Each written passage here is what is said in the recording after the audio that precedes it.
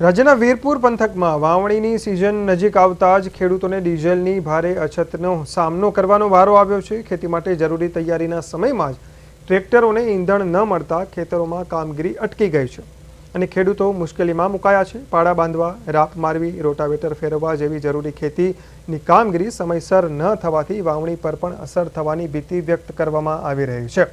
ખેડૂતોનું કહેવું છે કે પંપ સુધી વાહન લઈ જવા માટે પણ ડીઝલ ઉપલબ્ધ નથી, જેને કારણે પરિસ્થિતિ વધુ વિકટ બની છે।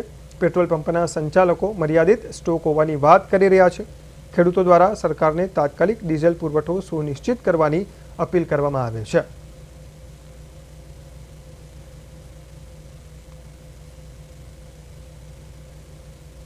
મેં ખેડૂતો અહીંયા ભેગા થયા છીએ જે આ પેટ્રોલ ડીઝલનું અટાણે અછત ઊભી થઈ છે, પણ અમારે આ આધુનિક સાધનોથી અમે ખેતી કરીએ છીએ તો એમાં પેટ્રોલ ડીઝલની જરૂર પડે અને પેટ્રોલ ડીઝલ અમને મળતા નથી। પેટ્રોલ પંપે જાય તો અમને પેટ્રોલ કે ડીઝલ બેમાંથી એકેય વસ્તુ ન મળે તો અમારે ત્યાં જવું કેમ અને પેટ્રોલ ડીઝલ લાવવા કેમ અને લાવીને અમારે ખેતી કેમ કરવી? તો આ વિશે અમને આ વિષયનું મૂંઝવણ પડે છે અને અમારે સરકારને એવું નમ્ર વિનંતી કે આની વિશે સરકાર ધ્યાન આપે અને ખેડૂતને બનતા સુધી જેમ મદદ પૂરી થાય એટલી મદદ કરે પેટ્રોલ ડીઝલની। હવે અમે બધા અહીં ખેડૂત લોકો ભેરા થયા છે। અત્યારે વાવણીનો સમય નજીક આવવાથી અમારે ખેતી તૈયાર કરવાની છે। ઝરા પાકવાની હોય છે, સા નાખવાના હોય છે, રોટાવેટર નાખવાના હોય છે અને ખાતર વાવવાનું હોય છે ઉનાળું।